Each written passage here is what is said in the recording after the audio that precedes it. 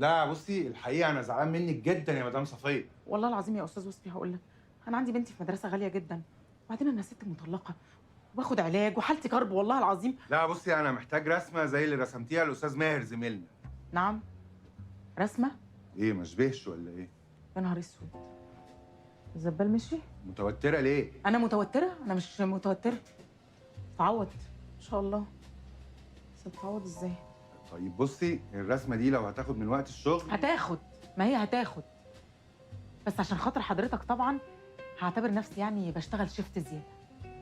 طيب انا يعني متشكر ليكي جدا. عارفه الرسمه دي انا علقها عندي هنا في المكتب. طب استاذنك بقى، لو حد من الزملاء طلب حاجه زي دي انا هاخد فلوس. دمك خفيف قوي يا استاذه صفيه. لا دمي مش خفيف، هاخد فلوس.